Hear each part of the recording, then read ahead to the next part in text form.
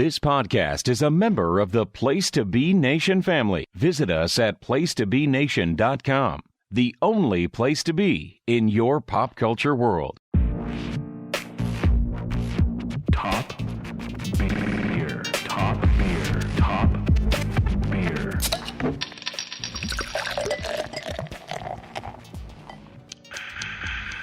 Welcome everybody to another episode of Top Beer.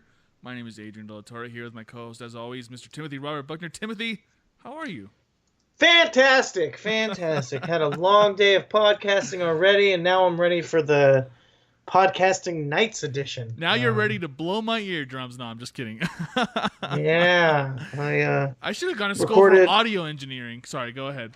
Recorded This Week in Wrestling earlier, and then recorded a special guest appearance on former guest of this show, Tom Batista's Military Industrial Suplex. So I'm on a roll. But this show is, especially right now because it's not an interview episode, this show is more of a kickback, hang out, drink a couple beers with my buddy show. So that'll be a lot more fun. Yeah, and you know, Tim, you're the world's busiest podcaster, I would say. You podcast so much. How do you do it? How do you find the time? How do you find the patience to podcast so much? I don't think I could be the world's busiest. There's a lot of very busy podcasters out there. I think you're the world's busiest podcaster per volume. Would that make sense mathematically? No, because I have a lot of volume. I'm a big lad, so my ratio of podcast to volume is not great. Not great, huh? No. Do you remember that? It just reminds me of, you said you're a big lad, and I was looking at. I saw some pictures the other day that popped up in my. You know how Facebook will show you 5 years ago. Here's what you posted. And I saw it was a picture of. You were in the picture. I don't remember what it was exactly, but you were a little bit thinner, a little bit more svelte, if you will. And I remember you had your haircut at the time is what you yourself called the Hitler Youth haircut. It was like sort of shaved in the set on the sides, kind of, but way longer on the top, sort of. Do you remember that? Do you remember that haircut? I do. Yeah. And that haircut became wildly popular. It did. A little while after that. Probably not with the people you would want to associate with, but that's okay. Yes. What's the liberal haircut now, I wonder? If there even is such a thing as a liberal haircut. But anyway, Tim, let's not get too top heavy here. What are we doing today? We're doing amber ales. Now, Tim, you chose this beer style this time, which I'm glad you did. What can you tell us, the audience, and me, about what exactly is an amber? What does it fall under? What is it? What makes an amber an amber? Well, I didn't really do my homework on that regard. That's okay, though. Ambers are usually... What's that? That's okay, though. That's perfectly fine. Go ahead. Yeah, amber ales are usually like a little bit darker red color. I don't really know. I guess toasted malt, sometimes fruity, sometimes not. They're in the realm of a lager or maybe a Kolsch or something, but they're usually a lot more roastiness. They're kind of somewhere in between, like a stout or a porter and a Pilsner lager kind of beer. So, they're just a little bit more malty. I always think of amber ales more in the terms of like the fall season, not quite winter yet, but getting into there. And they also, for me, always have like some kind of semblance of reminding me of the harvest, if that makes any sense. It's like the abundance, because of the fact that they do seem to use a lot of stuff that kind of goes in and out of season. Gotcha. Okay, well, wait, hold on. Did you say season or semen? If you said season. Season. Okay, I hope you said season. According to Wikipedia, amber ales fall under the umbrella of pale ales. An amber ale, as described by Wikipedia, I'm going to go ahead and read this, is a term used in Australia, France, and North America for pale ales brewed with a proportion of amber malt and sometimes crystal malt to produce an amber color generally ranging from light copper to light brown. A small amount of crystal or other colored malt is added to the basic pale ale base to produce a slightly darker color, as in some Irish and British pale ales. In France, the term ambré is used to signify a beer either cold or warm fermented, which is amber in color. The beer, as in Pelforth Ambry, and Fisher Amber may be a Vienna lager, or it may be a bière de garde, as in Gin Ambre. I don't know if I'm saying that right. In North America, American variety hops are used in varying degrees of bitterness, although very few examples are particularly hoppy. In Australia, the most popular amber ale is from Malt Shovel Brewery, branded James Squire, in honor of Australia's first brewer who first brewed beer to Sydney in 1794. So this is a beer that's, two almost 3 centuries in the making, if you think about it. Actually, 2 centuries is probably more accurate. So that's what an amber ale is. That's the ambers in a nutshell. It's a pretty wide-ranging type of beer style, I would say, right, Tim? I mean, there's amber ales, there's amber lagers, right? There's different kinds. There's American Pale Ale also kind of falls under it too. But yeah, so it's interesting because last week we did lagers, craft lagers, and this week we're doing amber ales, which falls under the what do you call it, the pale ale umbrella. So we're kind of on the different kind of like, well, what's the two big weed strains that there are? There's indica and there's sativa or something like that. Yeah. Right. So I guess you could almost say, Tim, and correct me if I'm wrong, and maybe I am, that the pale ales and lagers are like the sativa and the indica of beer. I mean, is that a good analogy to make? In a way, I feel like I'm kind of accurate on that because I read Wikipedia and. And so that means that you're well informed. Right. No, but I mean, what do you think? Do you think there's any? No, yeah, I could see definitely where you're coming from for that. If you're kind of discounting the idea of dark beers like stouts and porters and stuff. See, but those also technically fall under pale ales. I was reading that in the book the other day. I guess that's true. Yeah, they fall under. Well, no, not pale ales. Excuse me. They fall under the ale umbrella term. So porters and stouts are technically ales, just like how pilsners and Kolsch, I think, are technically like lagers. And I know that because I looked at the lager Wikipedia last week. What's that? And the lagering process has to do with aging in wood, correct?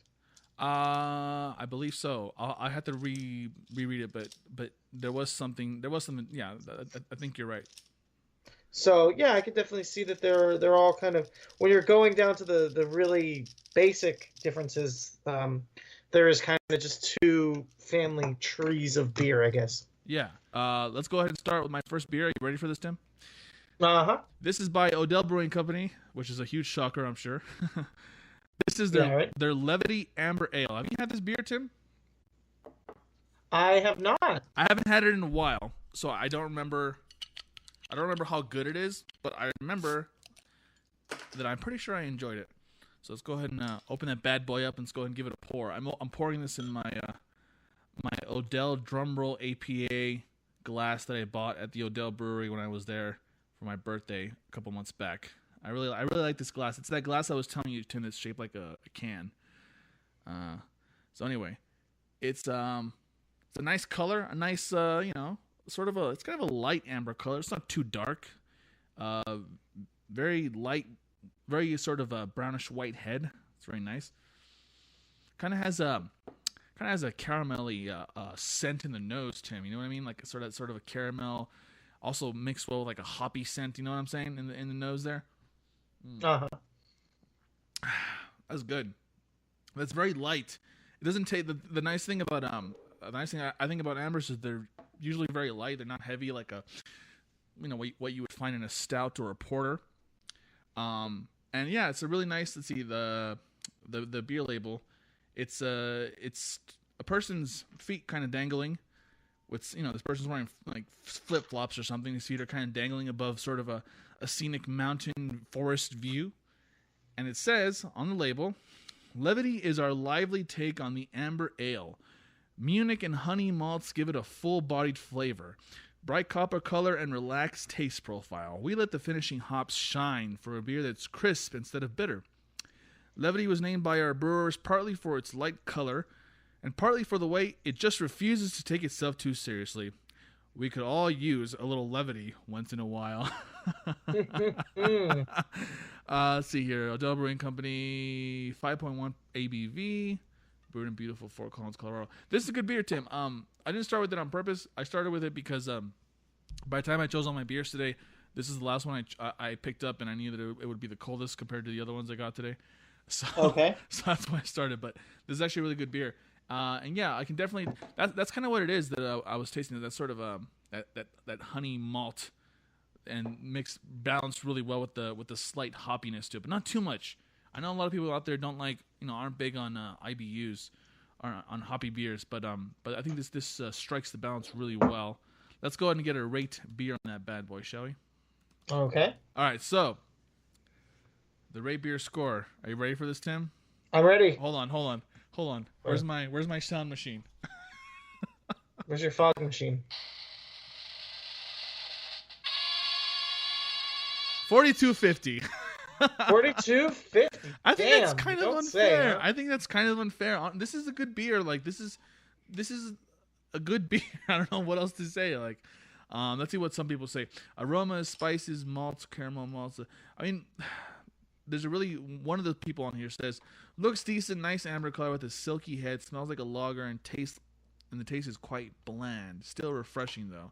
It is very refreshing. I wouldn't say it's bland. I would say it goes down easy, and that's what I like about it. It's sessionable, I think.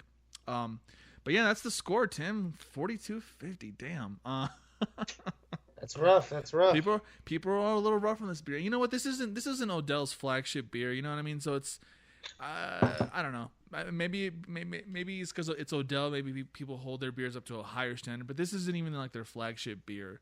And honestly, I don't think they have it. They only have one weak beer. Their whole beer portfolio, I would say, is their 5-barrel pale ale, whatever it's called. Okay. I had that once, and I haven't had it since because I just thought it wasn't that great. But this beer's good. I don't know. You know how people on the internet are. Okay, Tim. So what's your first beer for tonight? My first beer is from Mendocino Brewing. It's the Red Tail Amber, and this is what does it says? The legend of our flagship brand is brewed in traditional old world manner using premium 2-row malted barley hops and our special proprietary yeast strain. It is an amber ale with rich complexity, refreshing flavor, and dry finish. Said it's bottle conditioned, and like a good wine, it complements perfectly with fine dining, according to their commercial release on the beer. Let me see what we got here. This brewery does some contract brewing. They do Dr. Jekyll's craft beer, which you may see some places. They do a alcoholic what's it called? Alcoholic root beer. They also do the Humboldt Black Santa, all the Humboldt beers that you may have seen in places. So this looks like it might be a contract brewer. They got a lot of contract brews, Fireman's Blonde, Fat Weasel. These are all coming out of the same place. I'm going to say Yucatan, California. It looks like it's Northern California area. It's 6% ABV with no IBUs listed, so it's not bitter. This doesn't seem to have... They don't even mention hops really in the description, so this is... Oh, I guess they do. This is hops. Malted barley, 2-row malted barley, and it just says hops. It doesn't say which kind, so Yeah, this is obviously not a hop-forward beer at all. Yeah, I was going to say, I mean, ambers generally aren't really hop forward anyway, right? I mean... Right. This is a really light red, kind of barely like darker than a Pilsner or a lager. Nice and watery. Bigger bubbles, not those kind of champagne bubbles. White, not much head. Yeah, it looks fine. How does it smell? Smells sweet, fruity, get floral kind of nose. A little kind of earthy tones as well. Let me give her a taste, huh? Let's do it.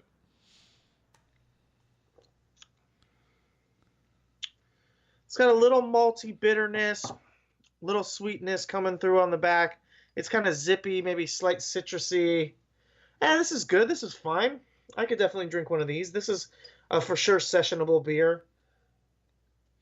I'm looking at their website. It looks like something out of the 90s, to be honest. It does. It seems like a 90s beer, but it says, what does it say? When were they established? It doesn't say here.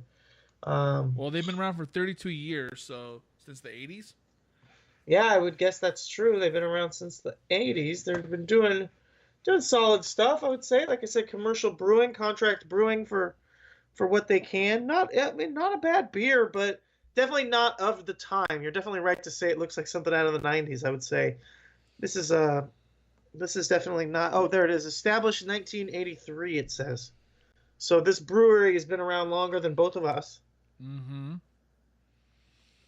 Yeah, a little warming alcohol, little sweet, little bitter, balanced, little citrusy. Not too bad, honestly, for an amber.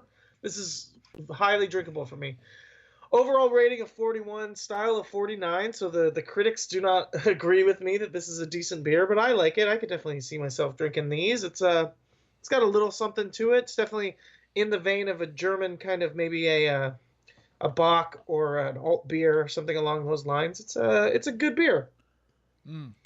I mean, that sounds good. It seems like to me that you and I aren't the type of people who would normally go for this style of beer, but that's not necessarily a bad thing. You know what I mean? Sometimes you try something a little bit different, a little bit lighter, if you will. Hopefully tonight we'll get into some ambers that are pretty good, I hope.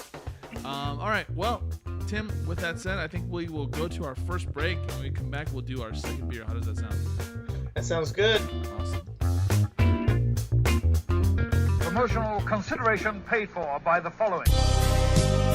Voice of Ring of Honor's Kevin Kelly here. I just want to make sure you're all subscribed to all of our great feeds here at Place to Be Nation.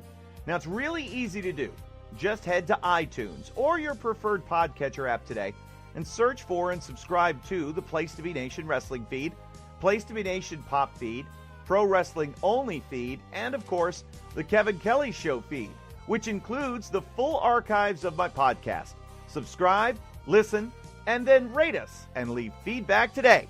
And of course, as always, enjoy all the great action of Ring of Honor Wrestling and everything presented to you on PlaceToBeNation.com.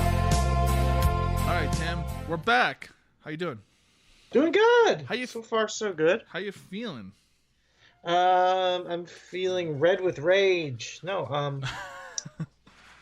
I'm feeling pretty good. Just getting situated here. Interesting you talked about these wouldn't necessarily be beers that you and I would normally try. I think that was I like that we've been on a little string of doing stuff a little bit different. I mean, I know we did the Mexican beers that we didn't really like, and then we did the craft lagers, which I thought was fun, and then I thought, you know what, I want to keep on that string of doing stuff a little bit outside of what's maybe hip and cool, and doing some just salt of the earth kind of beers. So I thought, why not ambers, you know? Yeah, you know, the good thing of doing craft lagers last time was that I discovered a craft lager that I liked so much that I bought it again today at the store. It was the Pils World craft lager that was very hop forward. I mean, that was good. You know what I mean? Like, I can drink that all the time, so I got a can of it because if I had never done a craft lager episode, I never would have known about that beer because I would have just dismissed it as just another lager. You know what I mean? So, you know, that's a good point. And I think I had a lager that I really liked. I can't remember it off the top of my head, but that's a good point. Maybe I should think about, you know, the one that I liked, going back to it, because I did like it. I remember that now. Yeah. You know, this is about discovering new things. You know, you're not always going to have a winner, unfortunately, but I mean, you know, that's the whole point. So anyway, but yeah, my second beer for today, Tim. This is by the Full Sail Brewing Company out of Hood River, Oregon.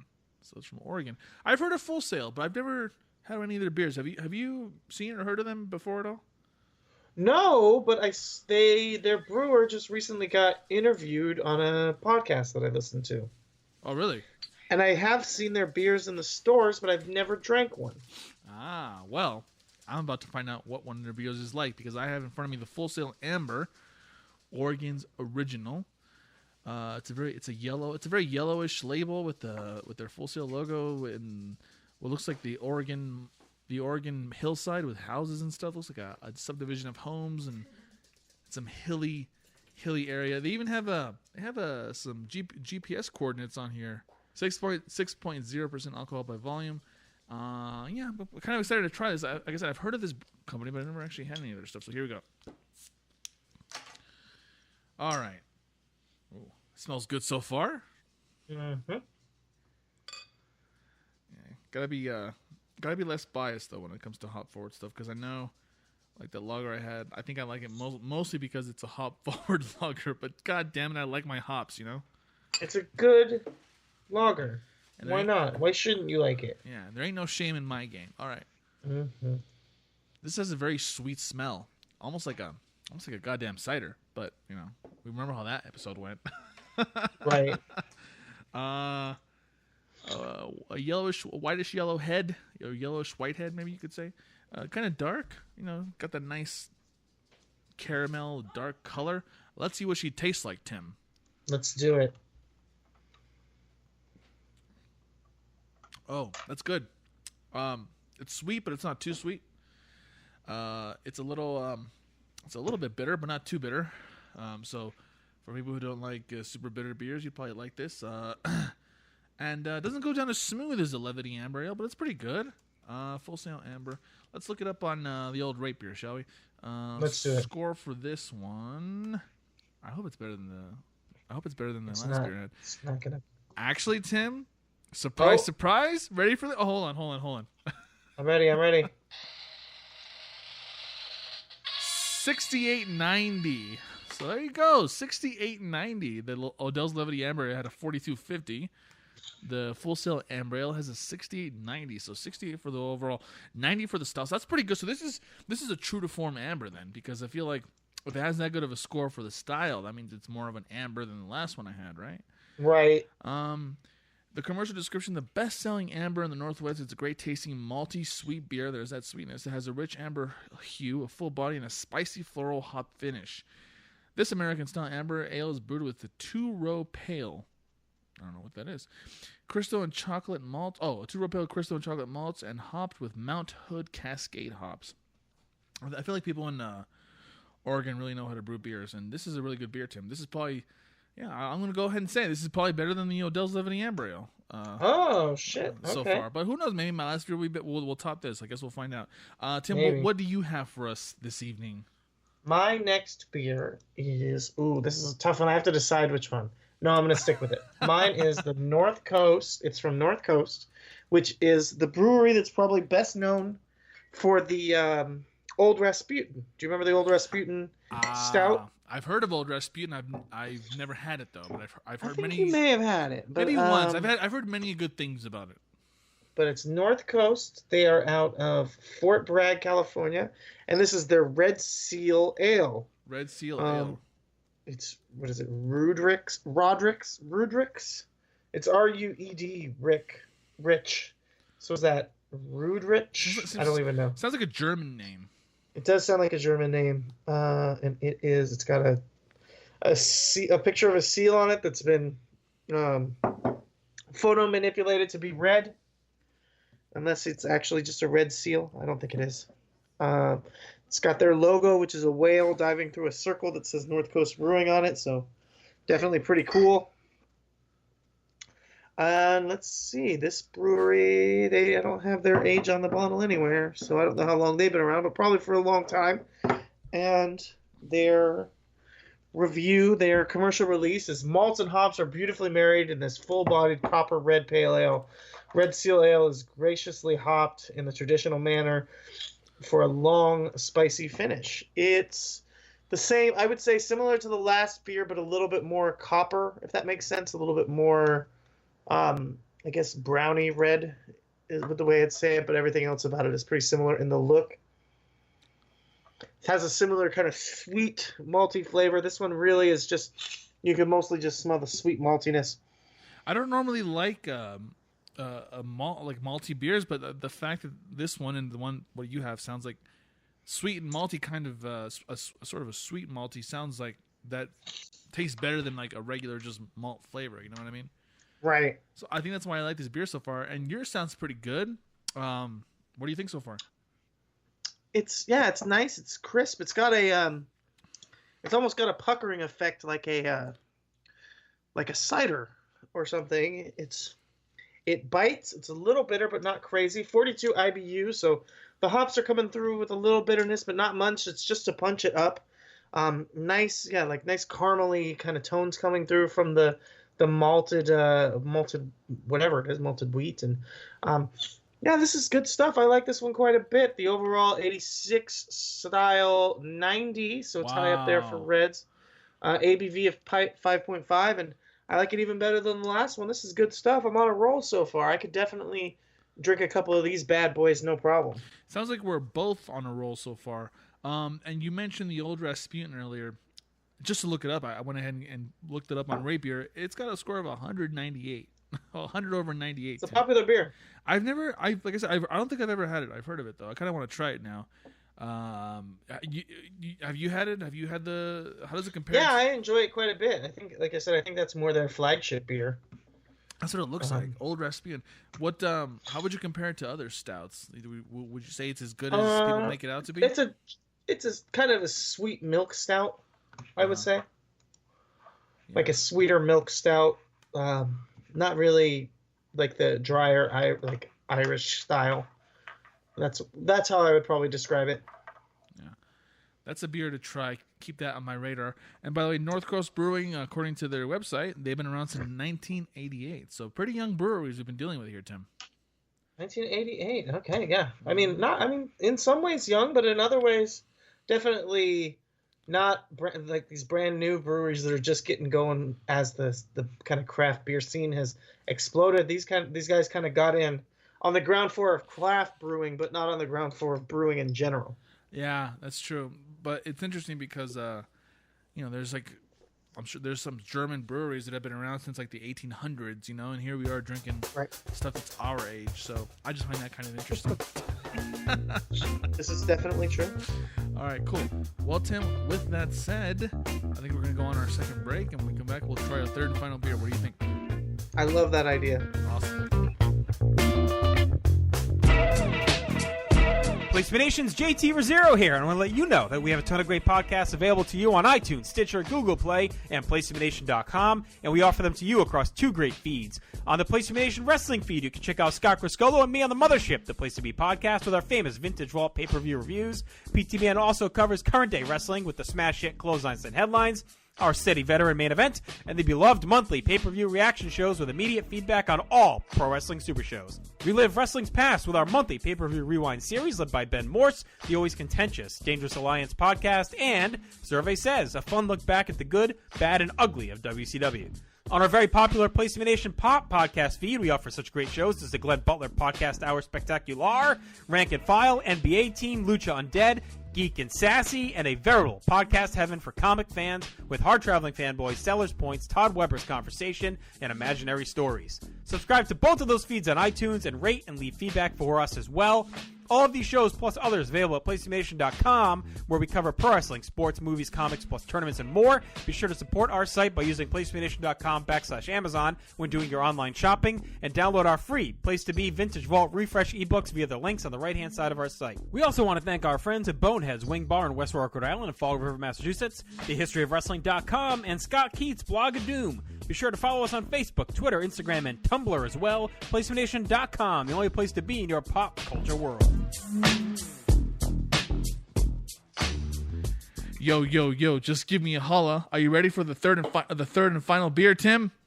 I am. Guess what I got, Tim. I'm going to blow your mind. What do you got? We've had this brewery on before, both of us, I think. Okay. Anderson Valley. Yes. Out of Boonville, California. This is Anderson Valley's Boont Amber Ale. My only canned beer tonight. Nice. And look at that. They've been around since 1983, 87, 88. So we've had, these breweries, they've been around for a couple decades now. Not bad. They've been kicking around, huh? They have. Blue can with a black bear. The black bear has antlers, which is really strange. But, of course, it's Anderson Valley, so I expect nothing less from them. Right. Anderson Valley's solar-powered brewery. We've mentioned that before. 5.8% ABV on this bad boy. I'm just going to go ahead and open it up and see what it tastes like, yeah? Let's do it. Let's do it. I got foam on my mouth, on my face. Damn it. You just fucked up. I'm glad I opened it far away from the laptop and didn't get any suds on the laptop. Damn it. Yeah, you're lucky in that regard, huh? God damn it. Yeah, I There's a lot. There's way too much bubbles in this because I poured it wrong. You fucked up. Hold on though. Ooh, the smell, Tim. The smell of this beer, Tim. It's sort of a slightly sweet and malty smell coming through, and it is not that dark, but not that light. It's somewhere in the middle, kind of a medium amber color. Let's pour a little bit more. So much suds, Tim. Too many bubbles. Very foamy. Much wow. Ready for this? I can't. Yes. I can't drink it. It's just too much. It's like 5. It's really fucked up today. It's like 2 inches of bubbles. I can't even drink it. Well, I guess it's not your time to shine then. No, it's not. But you know what? I'm just gonna drink it out of the can really quick. No, Hold I'll on. go ahead. I'll go ahead and do mine while you wait. Are you okay? Let's do that then. Yeah, let's do that. What do you have for us tonight, Tim? I, similarly to you, I have something from a brewery that I've had on here before. Uh-huh. And that brewery is Pizza Port Brewing. Pizza Port Brewing out of beautiful San Diego, California. There you go. Good beer brings good cheers. 30th anniversary, because they were opened in March of 1987. What's it says called? Right here. And this is the Shark Bite Red Ale, and it says Imperial Red Ale, which is, I don't know exactly what Imperial is denoting in this sense, but this is the reddest of all the beers that I've had today. What does Imperial normally mean? Because I see that a lot. I see like Imperial Stout, Imperial Lager, Imperial IPA. But what is Imperial usually? Imperial Stout usually is Russian style. Imperial IPA usually means double IPA. Imperial Red usually means actually a red IPA. And yeah, so it really kind of depends. A lot of times now it's used to mean there's going to be a lot of hops, but it could also mean that it's like a really, like I said, Russian style stout. Well, I like hops, so I'm gonna keep on the lookout for Imperial stuff. Yeah, so give it a look. Let's look at this internet commercial description. Our signature beer. Wow, this is their signature beer. That's interesting. Brewed to the same recipe in all locations. A very robust red ale made with Sentinel Cascade hops leads to spicy finish of the beer. We've brewed more snakebite red ale than any of our other beers. That is not something you'd expect from Pizza Port, who are known for their hoppy beers, that their red ale is actually their flagship signature beer as far as they're concerned. The head is a nice, like off-white, kind of brownish caramely color. The body, like I said, this is the reddest of all the beers that I've had today. Towards the bottom, you can kind of get some light in it and see through it, but just barely. It's not opaque really. It's dark, deep dark red. Let me give it a smell. This actually has a lot more going on, even just with the nose. It actually has it's not just that kind of saccharine sweet that the other ones had. It has a little bit more pepperiness, some floral scents coming through. Let me give her a taste, huh? All right.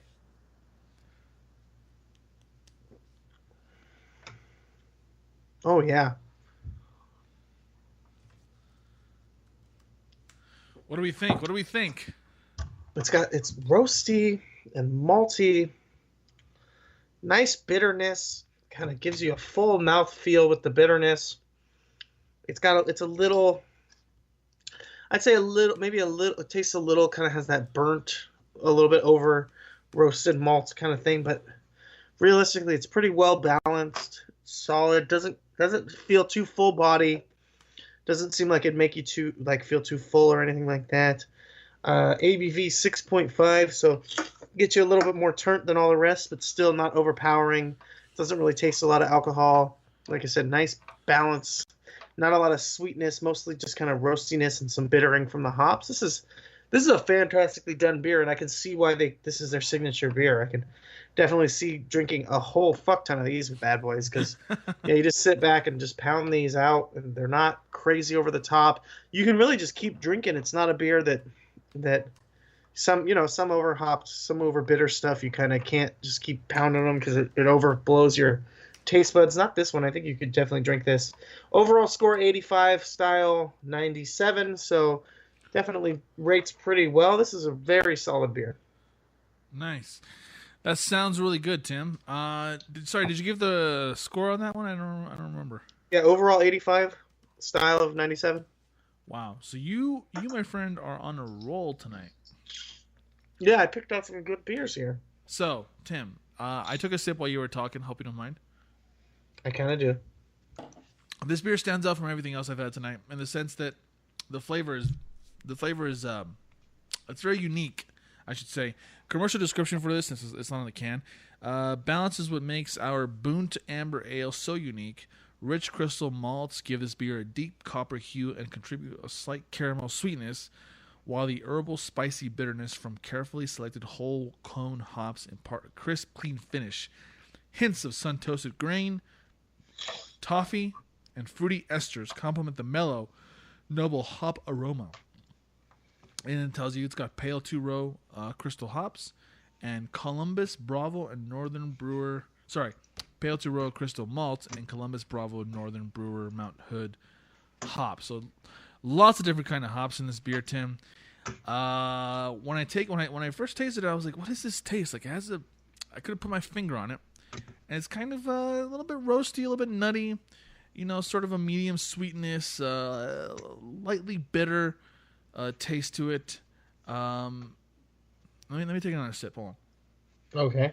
That's good. That's good. It's very different though. It's the spice. It's the slight spice flavor that it has to it, which the other beers I had tonight don't really have. But Anderson Valley, they're a little bit quirky. They like to do everything different. And not in a bad way, obviously. Can't really blame them for doing different stuff. But I like it though. It's pretty good. And the rate beer score on this is 81.96. So according to Rate Beer, of all the ambers I've had tonight, this is, according to them, the best one. Interesting. But yeah, no, it's kind of... What else is it? I don't know. It's very unique. Like, it tastes like an amber ale, but not at the same time. You know what I mean? It's kind of like right. It almost reminds me of the Pils World Lager that I had last top beer we did, where it was like it's a lager, but it's hop forward. So like this is an amber, but it's very I don't know, roast forward. Would that be the right word? Right. I don't think there's such a thing as roast forward, is it? No, they can be. But the malts on this are very sweet, and they're sweeter than the ones I had even in the last beer I had by Full Sail. So that's kind of interesting. But no, you know what, Tim? I think I've had I've had all good beers tonight. It's kind of hard for me to choose what will be my top beer tonight, Tim. I don't know what. I know. What are we gonna do? I think we're gonna have to go to commercial, and when we come back, we're both going to announce our top beer. We'll be right back. The PWO PTBN feed has changed its name, now it will be known simply as Pro Wrestling Only, so it should be easier to find and indeed to say. All of your favourite shows are still here, including Where the Big Boys Play, Letters from Kayfabe, Titans of Wrestling, Tag Teams Back Again, This Week in Wrestling, and many, many more, including our full archives of tremendous content. So make sure you subscribe to the Pro Wrestling Only feed today. Now, Tim, something we didn't do tonight yet, but it's not too late. Let's talk about some beer news, some news of the brews. What do you think? Are you down to do some quick news in the brews? I am most certainly down to do some news of the brews here tonight with yous. Awesome, possum. Let's see what I got here. All right, Tim, before we announce our top beer, Tim, I want to go ahead and do a quick brews in the news. What do you think? Yeah, I'm happy that we're doing this first. This is from fortune.com. The title... 4chan.com? I wouldn't be reading you an article from 4chan. The global giant that owns Budweiser wants to dominate the craft beer market in China. That's AB InBev. In late 2015, Chandler Jurinka realized someone was spying on his beer taps. Jurinka and a partner-owned Slow Boat Brewery a Beijing craft brewer maker that distributes its beers across a dozen cities in China, runs a new 3-level brew pub in Beijing's nightlife district. Jurunka named the brewery after the 1940s Frank Loesser love song On a Slow Boat to China. The business is driven in part by sales of kegs to restaurants and bars in China's capital, where good beer isn't as easy to find as it is in, say, Seattle or Kansas City. One of those restaurants, a popular spot called Home Plate Barbecue, once sold Slow Boat drafts on its 9 taps. Slow Boat sent a technician weekly to take care of the tap lines. We bought them, installed them, and maintained them, says Jurunka. But one day the tech was startled to find a device called the flow meter monitoring every line. Flow meters measure the beer passing through the taps as a way for restaurants to track sales. Interesting. I thought they would just track that from the point of sale system just based on the receipts and shit. But I guess there's a more advanced way to do that, huh? Home Plate itself hasn't installed the meter the global beer giant AB InBev had. The restaurant owners told Jurunka it was free. It was a free perk from the brewer of Budweiser, Corona, and Stella Artois. With one move, AB InBev had earned goodwill with the restaurant and a good source of intel on its competition, since the meter couldn't monitor Slow Boat sales in real time. Jurunka, a broad-shouldered former U.S. Army sergeant, was incensed, he says. But other than take our beer off tap, there was little I could do about it. Then last summer, Home Plate hosted a 4-day event for AB InBev, a Beijing unveiling for the craft brand Goose Island that included free beer and selfie opportunities with the Goose mascot. China's news sites covered the event like a fashion show. By autumn, the restaurant had replaced all but one of Slow Boat's taps. Now sitting atop Home Plate's draft menu, 3 Goose Island beers. Wow. So this is like, this company is like the Microsoft of craft brewing. Just squeezing out the little man. Fuckers. Did they really do this? I mean, real talk. What do you think about that? It's kind of fucked up, right? That's super fucked. I didn't know. I didn't know that AB InBev owned Goose Island. Yeah, they bought them like last year, year before. So, okay, I'm not gonna get into that. Let me keep reading. The flow meter was one of the first salvos in a new marketing war. AB InBev is bulldozing its way into China's nascent craft beer market. Since early 2016, the Belgian-Brazilian beer conglomerate has inundated Beijing and Shanghai. I guess they Shanghaied them with Goose Island. Oh, the Chicago-based craft brand it acquired in 2011. Oh, there you go. Goose Island brews exotic beers that it ages in French wine casks and bourbon barrels. It has a kind of cute animal logo that can turn heads. Hey, that's a weird thing to say. That's not exclusively what they brew. I didn't write this, but that's what the person. I know. I'm just saying. Let's see here. The campaign is central to AB InBev's strategy of promoting pricier beer. Hold on. Goose Island brews exotic beers that it ages in French wine casks and bourbon barrels, and has the kind of cute animal logo that can turn heads and tastes in China. The campaign is central to AB InBev's strategy of promoting pricier beer to China's growing ranks of wealthier younger consumers, while competitors including Heineken and Duvel, I don't know how you say it, are importing their own craft beers. None have moved with the same gusto. AB InBev is seizing an additional advantage thanks to China's weak regulatory climate. It can muscle into the market in ways that wouldn't pass muster in the U.S. AB InBev has leaned on distributors to keep them from carrying other craft beers. It has given bars incentives to promote Goose Island while shoving other beers off the taps. Deals that would be illegal in the States. It's offering lavish salaries to poach local brewing talent. AB InBev wants to be a craft beer brewer, says Gao Yan, who owns a Nanjing craft brand called Master Gao. But they want to act like a big brewer.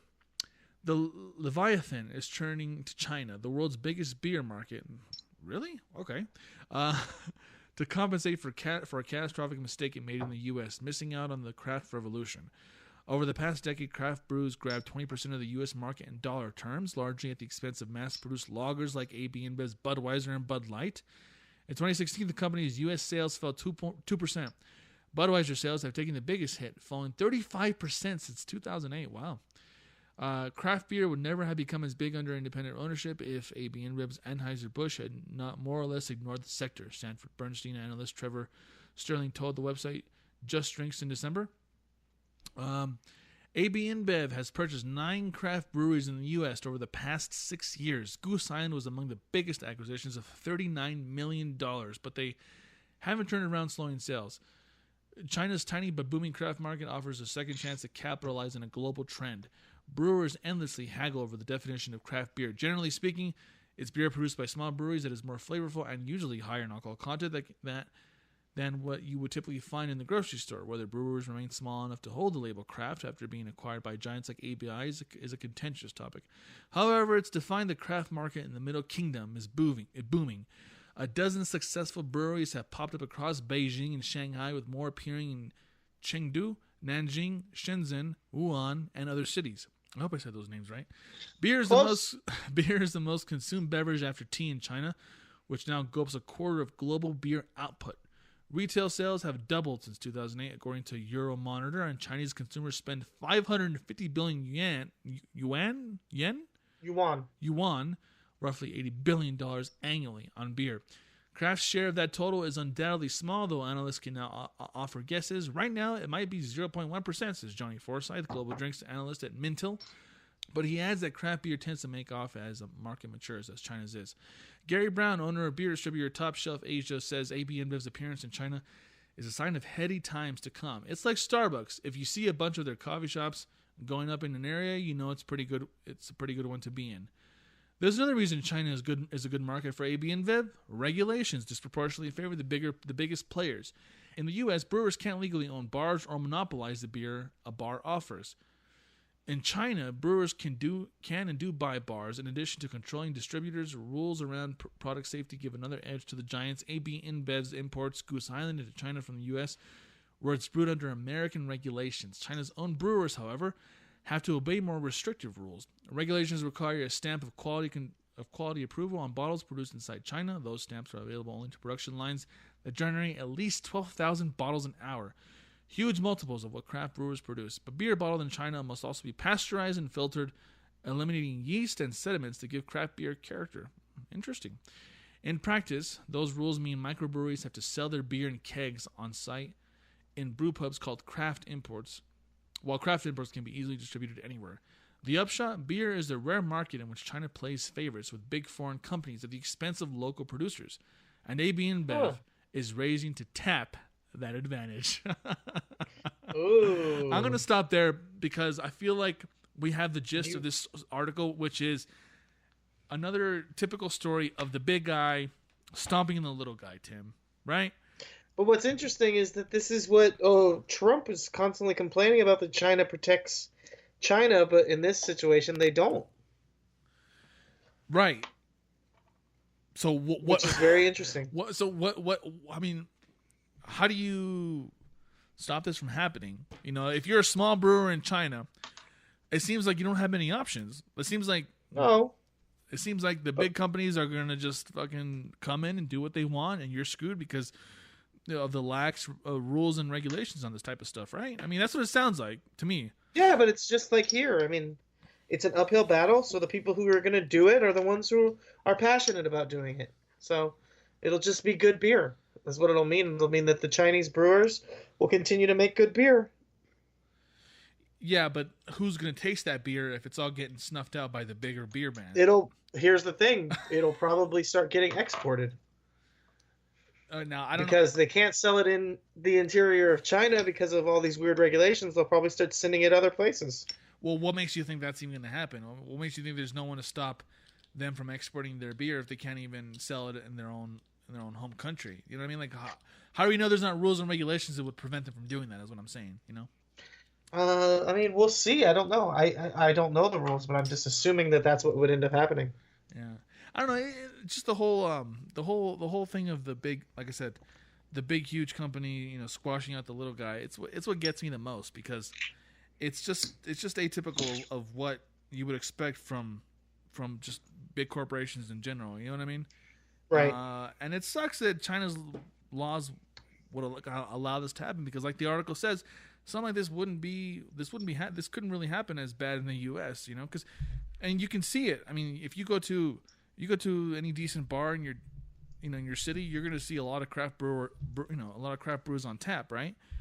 Not so much the big, not as much as the bigger brands, but they're not going to be snuffed out. You know what I mean? Like last night, I was at a bar. What did I see? I saw Oscar Blues. I saw Odell. I saw Avery, right? And then next to that, what do you see? Budweiser, Bud Light, Coors, Heineken, Corona and shit. But I feel like in China, it would be like just all shit owned by AB InBev. And maybe one beer, maybe one local craft beer. And that's just, I don't know, that's just kind of sad. And it's also kind of funny if you think about it too, because isn't China supposed to be like a huge communist state? But it's like, it's also pretty capitalist at the same time. I don't know if they're still communist. I think that's kind of the point. So what, you're saying that they are really more capitalist than they appear to be, or what? Yeah. I don't think they've been communist for a while. Yeah, but then what's up with all the? I don't know. I don't want to get into it because I don't know enough about China to get into it. But China. Listen to me. China. Oh my God, this China. China. This China is sad. This China, crystal clear what China is doing. What's that from? That's just Trump. That's how he talks. Oh. Hey Tim, he can say those things because he's the president and you're not. That's true. All right, Tim. Enough about that. I think we should. I think it's time to announce our top beer. The echoes. Yes. Tim, can you do the honors and go first? Tell us what your top beer is tonight. My top beer tonight is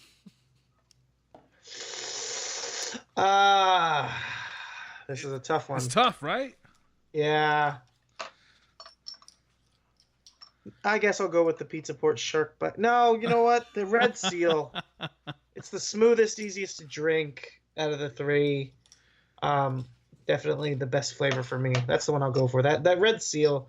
That's a good one, and I bought a whole 6-pack of it, luckily, so I'm gonna be able to enjoy it for a little while here. There you go. All right, Tim. Well, my top beer tonight, I made the decision. I thought, you know what, this Anderson Valley Boont Amber Ale is good. It's quirky, a little bit too quirky for me. I prefer to go a more safe route. I'm going with the Full Sail Amber Ale by Full Sail Brewing Company. It's way more sessionable. I can see myself purchasing this beer again. If I ever see this beer on tap somewhere at a bar or a tap room or whatever, and I don't know what else to choose, I'm going to go with this one. It's good beer. It's a beer that I can see myself drinking regularly. Anderson Valley. Can you see yourself having a life with that beer? I can. I can see myself having a life with this beer, starting a family, buying a house, doing all that good stuff. Good. So yeah, that's my top beer. Is a Full Sail Amber Ale. All right, Tim. We've had some good beers tonight, I think. Right? What do you think? We've had some good beers. We've had some of our regular scheduled order and sequence of topics. But Tim, it's the time to end the show. It's the time to tell the folks at home, what do you want to plug tonight? I want to plug the Twitter at LuchonDead. That's about it. That's it, really? You don't have any upcoming wrestling episodes you want to talk about really quick? Special guest spot on Military Industrial Suplex. Don't know when it's coming out, but it should be soon. Talking about nude leaks, primarily the videotapes of Paige doing some doing some sex acts with some people. And that was kind of fun as we got into kind of the politics of the whole thing. Nudity, voyeurism, hacking, leaks in wrestling. Otherwise, this week in wrestling, taking the week off next week. So I think that's probably actually this week, maybe. I don't even know. Either way, check it out when it's on. And yeah, that's it. Awesome. Well, yeah, follow me at Delaboots on Twitter. Follow my other podcast at StoryGerm. And that's pretty much it, Tim. I think if I'm not mistaken, Tim, I think there's something to usually end the show with, right? There's a certain saying you like to say at the end of every episode. What is that saying, Tim? Close out with, and I will close it out with it. It's that this life, no matter what, no matter if you're in China getting your taps monitored by AB InBev, or if you're just a mom and pop brewery here in America, there's only 3 things that truly matter, and that's the 3 Bs. Good beers, good buds, and good banter. Good night, everybody.